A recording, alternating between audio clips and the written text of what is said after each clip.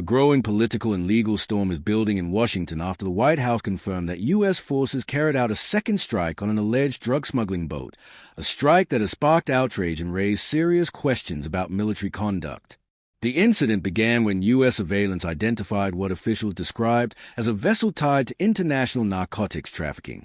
After tracking its movements, U.S. forces launched an initial strike in international waters, destroying the boat and sending several individuals into the ocean.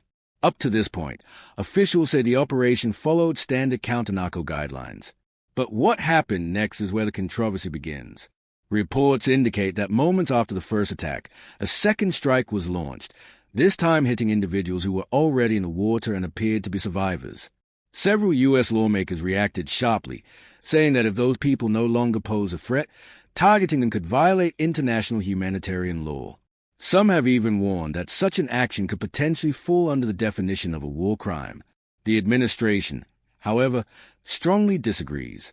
The National Security Council press office insists the mission was fully legal and authorized. Officials argue that the individuals were still considered part of a hostile narco network and may have retained the capability to fight back or regroup. According to them, the commanders on the scene assessed a continuing threat and acted under established rules of engagement. Despite this defense, several members of Congress are demanding answers. Lawmakers are calling for the release of video footage, mission logs, and internal reports to determine whether the second strike was justified. The issue has already led to heated discussions in committee briefings, with some legislators pressing for an independent review. Legal experts outside the government are also weighing in. Under international law, individuals who are wounded, surrendering, or unable to fight must be protected from attack unless they still pose an immediate danger. And that distinction is now at the center of this national debate. Were the survivors truly a threat, or did the strike go too far?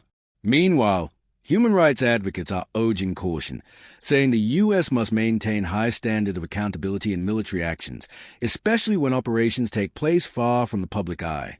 They argue that clarity and transparency will be essential in determining whether this was a lawful action or potentially serious violation.